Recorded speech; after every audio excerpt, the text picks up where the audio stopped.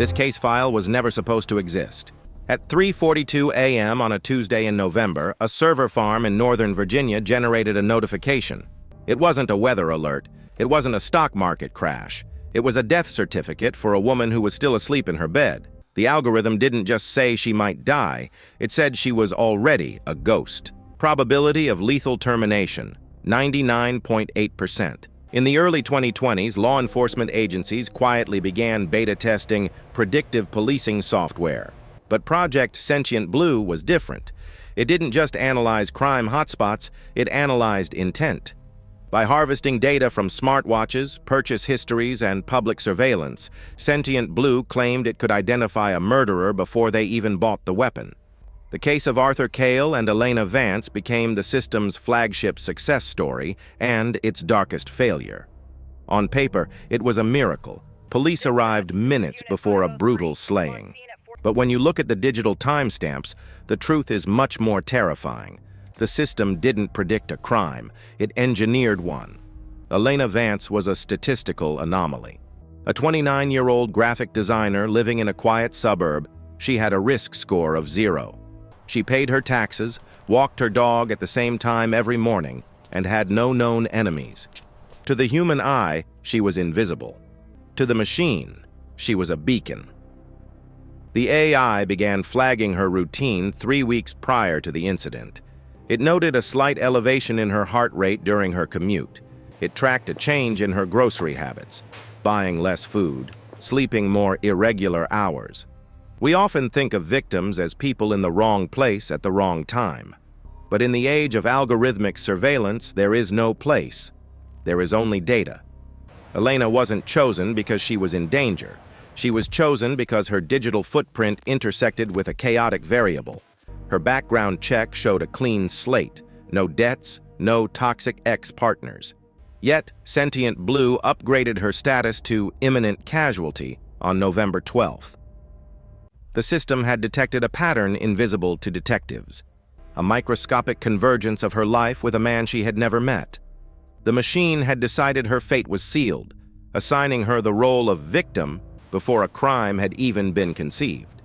Enter the variable, Arthur Cale. Cale was a logistics manager at a local warehouse, quiet, solitary, a man who kept to himself. But deep within the police servers, Cale was glowing red. The digital dossier on Cale was staggering. The AI flagged him not for what he did, but for what he felt. Analysis of CCTV footage from his workplace showed microaggressions in his facial features, twitches of the jaw, prolonged stares, irregular blinking patterns. The system cross-referenced this with his biometric data. Spikes in cortisol suggested chronic suppressed rage. The police, trusting the algorithm's 99% accuracy rating, began what they called preemptive intervention. This is where the surveillance footage becomes chilling. We see police cruisers parking outside Cale's apartment for hours. We see drones hovering near his window. They weren't arresting him, they were watching him, waiting for the snap. The strategy was to intimidate the future criminal into submission. Kyle, unaware of the AI's accusation, began to unravel.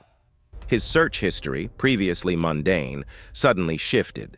He began searching for stalking laws, police harassment, and eventually, how to defend yourself. The system logged these searches as confirmation of its prediction.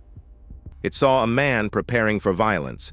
In reality, it was watching a man descending into paranoia. The footage from November 14th shows Cale pacing his living room, looking out the blinds at the unmarked squad car. He wasn't a killer yet. He was a terrified animal backed into a corner by an invisible predator. Here is the glitch in the code, the twist that the prosecution tried to bury. When the final alert came through, the one predicting Elena Vance's murder, police smashed down Cale's door. They found him armed, agitated, and standing over a map of the city. They arrested him, claiming they stopped a massacre. But the defense team hired a forensic data auditor to look at the black box logs of Sentient Blue. What they found shattered the case. The AI had made a calculation error in the very beginning. The convergence between Cale and Elena was a GPS drift error. They had never crossed paths. They didn't know each other. The system had accidentally linked Cale's rage metrics with Elena's location data due to a server glitch. However, once the police began the preemptive intervention, the AI entered a feedback loop. The more the police harassed Cale based on the false prediction, the more agitated Cale became. The more agitated he became, the higher his risk score climbed.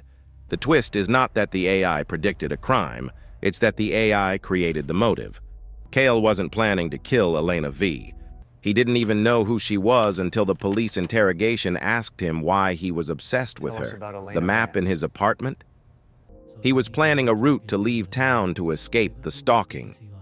The murder weapon, a registered handgun, was purchased after the police surveillance began, solely for self-defense against the very officers watching him. The technology didn't stop a crime before it happened. It tortured an innocent man until he looked like a monster, just to validate its own prediction model.